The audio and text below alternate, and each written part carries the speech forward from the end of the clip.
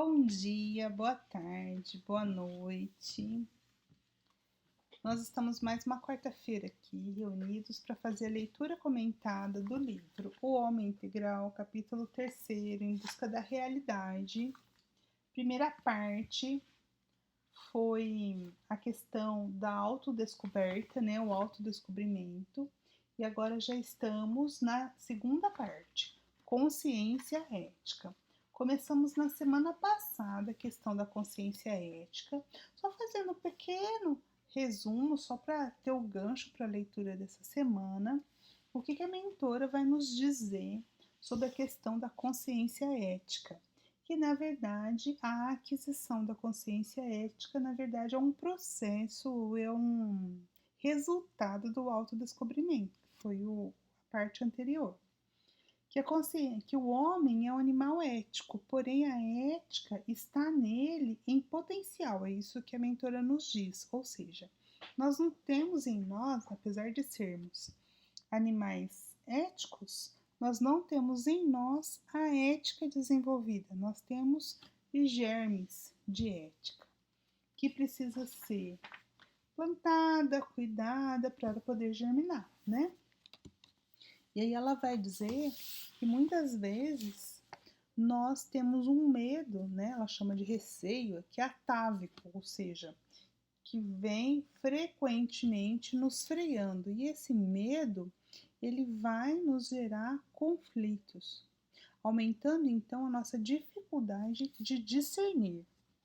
Quando a gente diz que o homem é um animal inteligente, intelligere vem do latim e significa escolher entre. Então, o inteligente quer dizer o que sabe escolher. Não sei se vocês sabiam disso.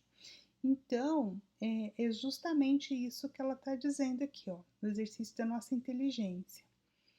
O fato de termos um medo atávico, um medo intrínseco dentro de nós, vai dificultar com que a gente possa discernir entre o certo e o errado, entre o bem e o mal, entre o que é bom e o que é pernicioso para nós. Por quê que nós temos esse medo atávico? Porque ainda estamos egocentrados. O que é egocentrados? Olha só, que aqui ela não falou egoísmo, ela falou egocentrismo. Então, o egoísmo é tornar, na verdade, o ego forte. O ego, ele precisa ser forte. No nosso processo de individuação, nós precisamos de um ego forte, mas nós não precisamos de um ego que se julga que é só ele, né? A gente tem sim dentro de nós um germe, né, de consciência que fazemos parte do todo, igual a pérola que um dia vai descobrir que existe o cordão que o liga a todos, né? Agora, o egocentrismo é aquele que é centrado só no seu ego. Esse é que é a questão que nos impede o crescimento. Então, o egocentrismo, por que nós precisamos superar o egocentrismo? E a superação do egocentrismo se dá através do aprendizado do amor, do aprendizado da doação, né? Então, o nosso grande convite é aprender a amar justamente porque amando e nos doando, nós estaremos saindo da situação do egocentrismo, porque o egocentrismo nos prende na nossa infância psicológica. Bom, basicamente acho que é isso que ela nos trouxe, né, na leitura comentada da semana passada, e a partir daí vamos fazer a leitura dessa semana, né? Então vamos lá. Diversos caminhos, porém, deverá ele quem? O homem, né?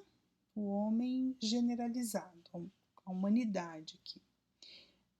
Diversos caminhos, porém, deverá ele percorrer para que a autoconsciência lhe descortine as aquisições éticas indispensáveis. Então, o título dessa parte do capítulo é Consciência Ética. Aqui ela já está usando autoconsciência, dentro daquele sentido que nós comentamos a semana passada, que para a Joana, ética é a palavra, quando ela usa a palavra ética, ela está usando Ela faz uma distinção entre moral e ética, e a ética para ela é o nosso conceito de dever pessoal. Então, a ética para ela é nesse sentido mais do campo social, por isso que aqui ela acaba colocando a palavra autoconsciência e não só consciência. Então, a consciência é de si mesmo, né? Então, para que a autoconsciência lhe descortine as aquisições éticas indispensáveis. Então, ela vai dizer aqui quais são os caminhos. Ela tinha acabado de falar, que ela falou, eu repeti hoje, né? Mas na leitura anterior ficou muito claro que eu só consigo despertar essa consciência ética ou essa autoconsciência quando eu empreendo o caminho do autodescobrimento. Então, como resultado do autodescobrimento, eu vou ter o despertamento dessa consciência ética. Isso significa, então, que ela vai citar outros caminhos. Diversos são os caminhos para eu ter essa autoconsciência. Quais são eles? Ela vai citar aqui. Afirmação de si mesmo. Mas a hora que eu penso em afirmação de mim mesmo, né? Ou seja, o autoamor, saber do que eu sou capaz, quais são minhas fragilidades, mas quais são as minhas potencialidades, isso é muito importante. A introspecção, ou seja, aqui voltar-se para dentro, é essa introspecção que ela está dizendo, voltar para mim e não viver para fora. No mundo atual, quantas são as distrações que nos puxam para fora para que eu não pense no que tem aqui dentro. Então, o caminho, né, para você desenvolver para desenvolver ou despertar essa autoconsciência, é você voltar para si mesmo, conhecer-se. Olha o autodescobrimento aqui. Depois, o amadurecimento psicológico. Ela acabou de falar que o egocentrismo é justamente o egocentrismo da nossa infância. Que infância é essa? Não é a infância física, mas é a infância do ponto de vista de vivência da humanidade, né? Então, nós vivemos, em termos evolutivos, nós passamos por uma infância evolutiva e agora estamos aí saindo dessa infância, entrando numa adolescência para atingir a maturidade. Então, isso está nos exigindo, enquanto humanidade, um amadurecimento psicológico. E isso, estou falando em massas, né? Porque existe a evolução individual e existe a evolução das coletividades. Então, é claro que uma individualidade ou outra, a gente pode evoluir de maneira, dentro de uma coletividade, de maneira individual, em velocidades diferentes. Mas quando chega esses momentos de mudança de ciclo, existe uma força atrativa que vai nos puxando para esse amadurecimento. É igual quando a criança, sabe a síndrome do Peter Pan, a criança que não quer virar adulto, as situações vão acontecendo para que ela consiga ter as experiências, mesmo que ela não queira, para que ela amadureça, né? Então, um dos caminhos para essa alta consciência é o amadurecimento psicológico. E, por fim, a autovalorização, entre outros. Então, ou seja, a afirmação de si mesmo para entender o que eu sou, o que eu quero, qual a minha importância no mundo. Quando eu me afirmo a mim mesma no mundo, minha posição no mundo, automaticamente eu vou gerando que é uma questão de autovalorização, a minha importância para mim, para os outros, para a vida, né? Então, esses são os caminhos, segundo a mentora, que vão nos levar ao despertamento da autoconsciência. E essa autoconsciência aqui é o título da sessão, ela quer dizer a consciência ética. Agora ela vai para uma parte do evangelho, porque é isso que a mentora faz, né? Ela discute umas questões aqui psicológicas de nós mesmos e vai atrelando algumas passagens do evangelho para que a gente possa entender algumas falas do Cristo ligando com essas questões. Aqui tem uma fala específica, eu vou contar antes de fazer a leitura, tá? Ela vai falar de uma passagem em que o Cristo diz sobre o negar-se a si mesmo. Eu vou até ler para vocês, para que seja as palavras, eu peguei lá, Lucas capítulo 9, versículo 23, diz assim, ó. E dizia a todos, ainda falando, Lucas aqui está contando de Jesus, né? Se alguém quer vir após mim, negue-se a si mesmo e tome a cada dia a sua cruz e siga-me. Continuação, porque qualquer que quiser salvar a sua vida, perdê-la, mas qualquer que por amor de mim perder a sua vida, a salvará. Bom, essa passagem é complicado quando a gente lê só pequenos versículos, porque a gente perde do contexto. Qual é o contexto em que Jesus diz essa frase? Primeiro, ele diz essa frase para todos os discípulos, ou seja, todos aqueles que o seguiam. A gente sabe que Jesus tinha um grupo que o seguia por toda parte, que é os 72 discípulos, e dentre estes tinha os 12 apóstolos. E cada lugar que ele chegava, a multidão se juntava, né? Então ele tinha os discípulos que estavam sempre ali com ele e mais a multidão do local específico que não ouvia todas as pregações. E antes de ter essa fala, que é para a multidão, para todo mundo, ele tinha tido uma conversa reservada. Então é importante entender por que ele está falando isso, porque ele tinha tido uma conversa reservada com os apóstolos. E ele pergunta para os apóstolos assim: quem a multidão, né, as pessoas dizem que sou? Porque ele estava pronto para começar a se revelar. Isso foi um pouquinho antes da visão no Tabor, né? Então ele pergunta: quem dizes que sou? Ou seja, quem a população acha que eu sou? As pessoas acham que eu sou. Aí Pedro responde: uns dizem que você é Elias que voltou. Outros dizem que é Moisés, né? Então, assim, as pessoas sabiam muito bem. Outros dizem que tu és um profeta. E o que tinha acontecido um pouquinho antes dessa pergunta? Tinha acontecido uma coisa interessante, que às vezes a gente não sabe que está ligado, né? Antes dessa conversa, tinha acontecido aquele milagre da multiplicação dos pães e dos peixes. Vocês lembram que Jesus ia fazer uma pregação num lugar, as pessoas vieram de muito longe e aí não tinha, né, eles famintos, necessitados de tudo, e eles tinham 5 pães e 3 peixes. E aí Jesus pede para que eles repartam aqueles pães e peixes e distribuam para a multidão.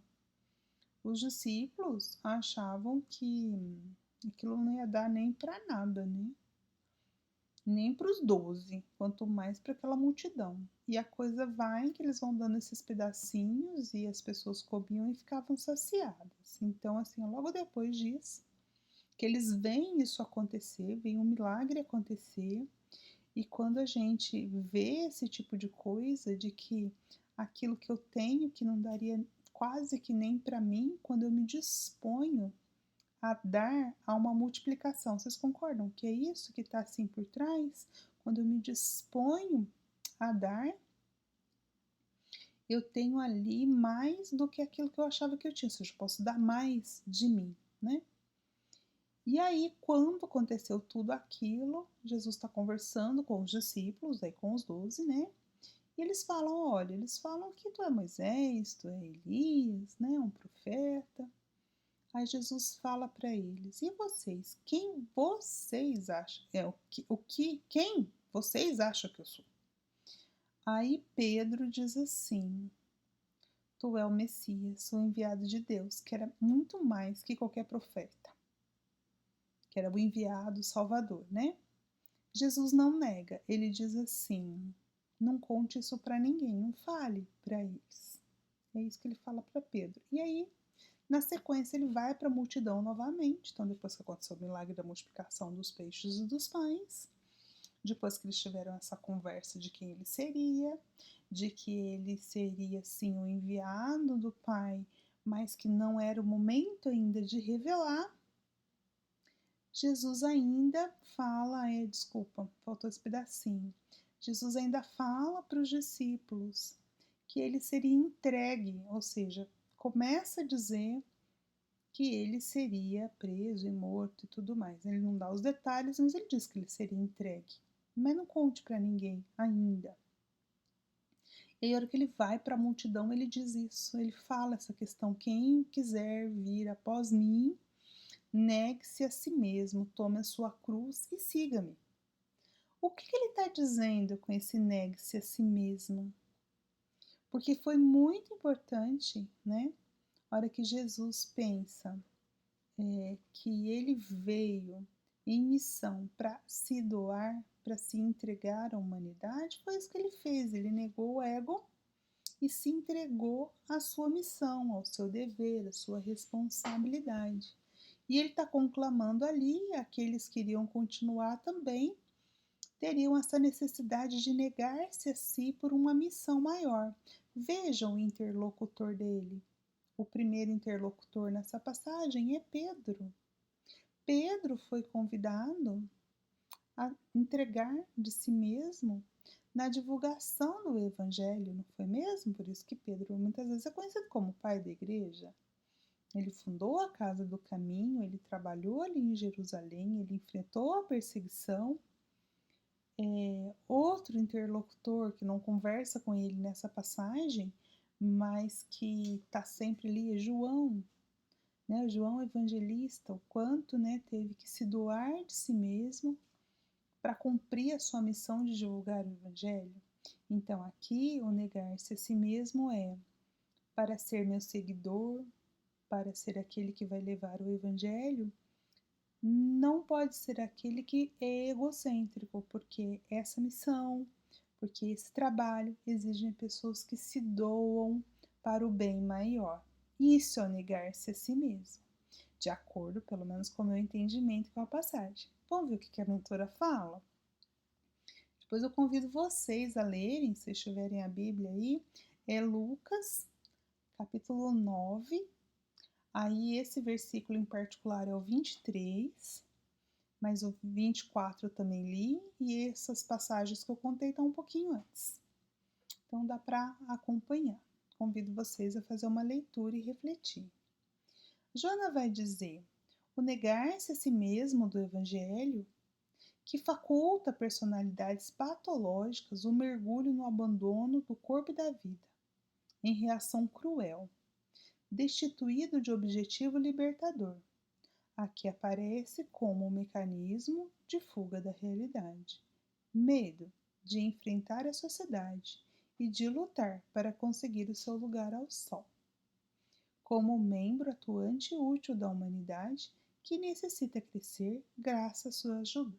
Então veja o que ela está dizendo aqui, que muitas vezes algumas pessoas entendem o negar-se a si mesmo como um abandono do corpo, uma negação à vida, tipo aqueles que vão e se clausuram no lugar, né?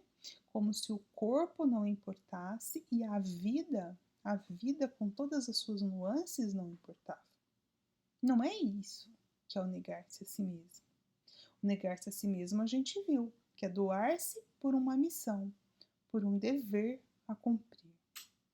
Então, essa questão do abandono do corpo e da vida é uma interpretação de personalidades patológicas, ou seja, doentes, que querem entender assim como uma fuga da realidade, ou seja, que não querem viver ali no meio da sociedade, mas querem se isolar. E isso é uma doença, é uma patologia. E dizem e fazem isso dizendo que estão seguindo uma recomendação de Jesus. Jesus nunca se isolou das pessoas, ele sempre esteve no meio da multidão. Então é isso que ela está nos dizendo. Bem-vinda, Sheila.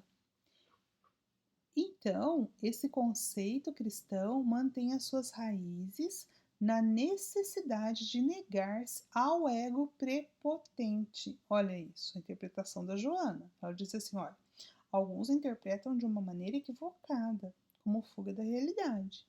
Mas, na minha concepção, esse conceito é um conceito cristão que tem a ver com negar o ego, que é prepotente e dominador. A vassalagem do próximo em favor das suas paixões, a fim de seguir o Cristo, aqui significando a verdade que liberta. Não foi isso que ele disse? O que ele fala para a multidão? Quem quiser vir após mim, tome a sua cruz e siga-me. Foi isso que ele fez, ele tomou a cruz que estava destinada a ele por um bem maior, por um bem coletivo. Foi importante a crucificação de Jesus? Precisava ser daquele jeito? Não. Né? Nós escolhemos, nós fizemos uma escolha enquanto humanidade. Mas o fato da morte na cruz, entre os ladrões e tudo mais, fez com que o símbolo da cruz, a personalidade de Jesus, ficasse mais e mais conhecida. Então, o que os judeus que pediram a cabeça de Jesus, né, os comandantes ali, os sacerdotes do templo, e os romanos quiseram matar, não morreu. Jesus morreu, mas a ideia ficou. Por quê? Porque exatamente ele disse isso. Se você quiser vir após mim, siga-me. Ele deixou o exemplo, siga-me, é isso. E os seus apóstolos fizeram isso muito bem.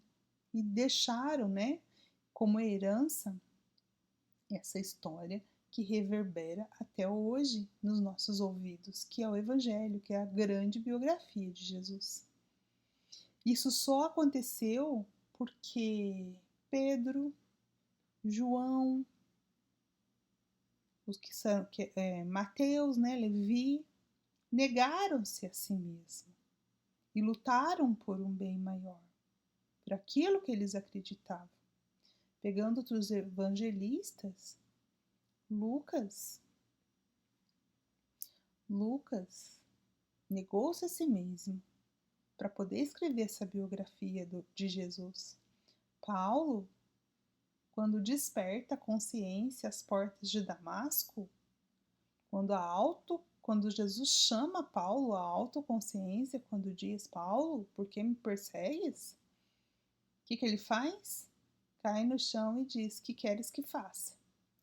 Então, a hora que há o despertamento da consciência, o ego se cala, o ego prepotente e dominador Paulo, na verdade Saulo de Tarso, é um exemplo do ego prepotente e dominador, que lutava por uma ideia, mas exigia que todos fizessem aquilo que ele quisesse do jeito que ele acreditava. Quando às portas de Damasco ele tem esse encontro terapêutico com o Cristo, ele usa de toda essa sua força de vontade e muda a chave, muda a direção. De Saulo passa Paulo, que vai defender agora o Cristo. Ou seja, ele nega a personalidade do Saulo e se torna Paulo, o apóstolo do Cristo. É um bom exemplo, né? Então, negar-se significa isso. Então, Paulo nenhuma vez ficou enclausurado e mortificando o corpo e a vida. Não. Ele foi para a vida pelo Cristo, por um dever que a consciência dele o chamava. É por isso que a mentora diz que esse conceito cristão mantém as suas raízes na necessidade de negar-se ao ego prepotente e dominador, a vassalagem do próximo em favor das suas paixões, ou seja, escravizar o outro, né? Ou seja, você nega isso para quê? A fim de seguir o Cristo. Aqui, seguir o Cristo significa a verdade que liberta. Então, quando eu vou me libertando, eu vou o quê? Despertando a minha autoconsciência. E o Cristo é o caminho que me leva ao despertamento à verdade. Ela continua: o desprezo a si mesmo, literalmente considerado, constitui reação de ódio e ressentimento pela vida e pela humanidade. mortificando o corpo ante a impossibilidade de flagiciar a sociedade. Ela está aqui de novo voltando, né? Ao entendimento do negar a si mesmo, se cumprido na sua condição literal, e Jesus não falava literalmente, ele falava metaforicamente, negar o ego em favor de uma causa maior, transcendente, uma causa maior que eu. E isso é um grande objetivo na vida, isso nos faz a nossa vida ter sentido. Lutar por um objetivo que é maior que eu. Pode ser como Paulo, pelo Cristo, pode ser pela minha família, né? Ainda nós temos uma consciência um pouco infantilizada, então às vezes a gente não vai lutar pelo bem de toda a sociedade, nós podemos, ao invés de pensar no meu bem, pensar no bem de uma coletividade, de um agrupamento familiar, depois da minha cidade, e aí a gente vai expandindo o nosso amor até chegar no amor incondicional, né? Então, se a gente levar isso ao pé da letra, pensando que o negar é fugir da vida, do meio social, isso é uma reação de ódio e de ressentimento pela vida. A gente já falou de ódio e de ressentimento lá no primeiro capítulo. O homem que se afirma pela ação bem direcionada conquista resistência para perseverar na busca das metas que estabelece. O que ele está dizendo? O que ela está dizendo aqui, né? Olha, quando a gente busca, tem propósitos na vida e faz ações, porque não basta ter ideais e os ideais ficarem só no campo das ideias. Eu preciso ter ideais e ações direcionadas para o bem. Então, eu tenho que ter a intenção de fazer e fazer ações para que aquilo aconteça. Então, o homem que faz isso, que tem ideais e faz ações concretas para atingir esses ideais, ele conquista uma resistência. Por quê? Porque ele está se tornando mais forte. E assim, ele vai com certeza, com a ser resistente aos empecilhos, aos obstáculos que ele encontra no caminho, para perseverar até que ele alcance as suas metas. E é assim, ela está falando aqui de um caminho, né? De autoconsciência. E é assim, buscando as suas metas transcendentes, os seus ideais, que ele vai amadurecendo a consciência ética de responsabilidade e dever, o que o credencia a logros mais audaciosos, ou seja, me propõe uma meta, lembra que eu acabei de falar, né? Às vezes não é o bem da humanidade, às vezes eu não consigo pensar no bem da humanidade como um todo, mas eu consigo pensar no bem da coletividade da minha família. É maior que eu me coloco essa meta, eu luto por essa meta, então tem coisas que satisfazeriam os meus desejos, mas eu não faço porque, pelo bem comum, aquilo é melhor para a coletividade, então eu não vou satisfazer os meus desejos. Por exemplo, quando eu sou muito irascível, eu controlo a minha raiva, eu busco ter mais paciência, por quê? Porque eu me percebo o fator de desavença no núcleo familiar. Então eu nego aquilo em mim, controlo aquilo em mim para um bem maior, que é a harmonia da coletividade. Eu me coloquei uma meta, tive um ideal de melhorar a situação no meu lar. E aí eu vou fazer ações, que é essa ação de me controlar, de respirar, de não falar quando eu estiver com raiva e tudo mais, para quê? Para atingir aquela meta. Assim, nesse caminho, eu vou ficando mais resistente a isso. Aí eu tô pronta, mais madura, para ter outras metas, concorda? Então, agora que eu consegui isso aqui em casa, eu posso ter outras metas maiores. Eu posso expandir isso lá para o meu núcleo do trabalho. Eu posso expandir isso lá para o meu núcleo religioso. Eu posso expandir isso para todas as pessoas que cruzarem o meu caminho e assim vai. Só para dar um exemplo, para a gente pensar em coisas mais concretas, né? Assim, o que acontece?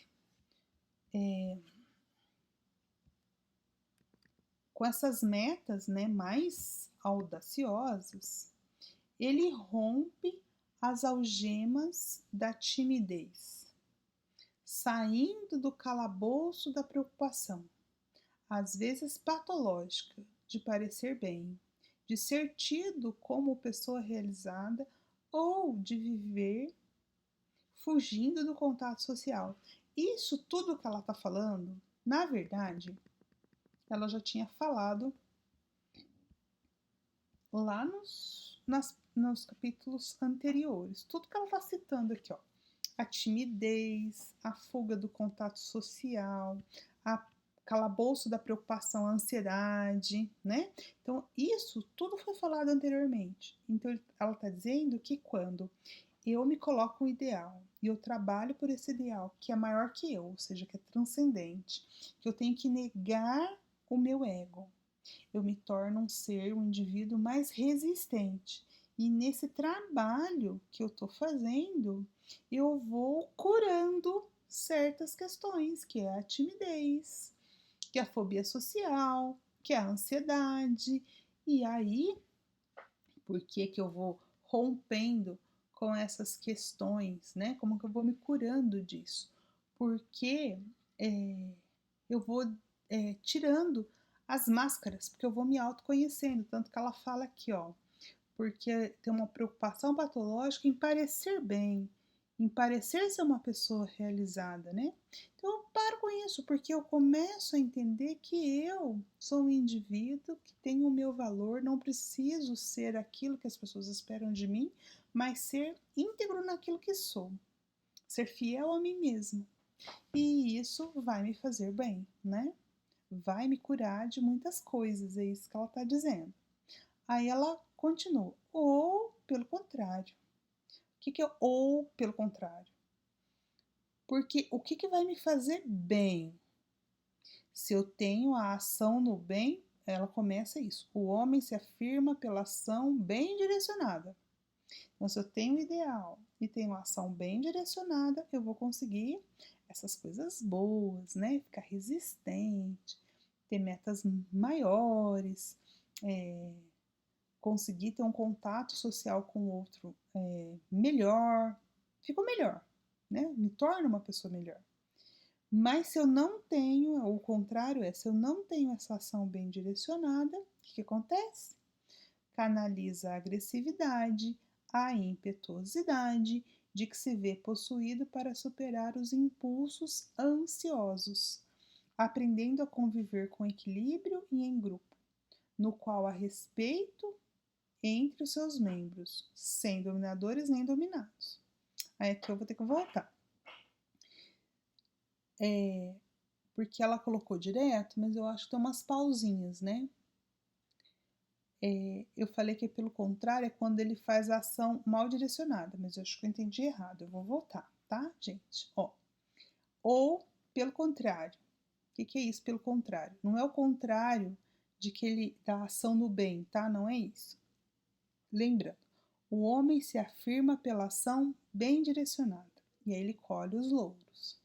Aí, aqui é um ou, então ela fala ou pode ser que essa ação bem direcionada ela pode fazer outras coisas. E quais são essas outras coisas? Canalizar a agressividade. O que é canalizar a agressividade?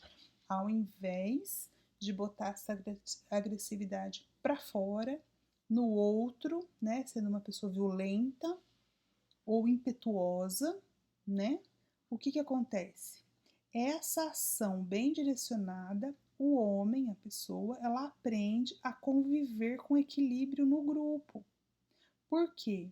Porque a partir do equilíbrio de si mesma, ela consegue lidar muito bem com o grupo e neste grupo, que por afinidade ela acaba formando, há respeito entre os seus membros e, consequentemente, não tem nem dominadores e nem dominados. Acho que agora ficou claro, né? Eu tinha entendido um pouquinho diferente, aí não fez sentido.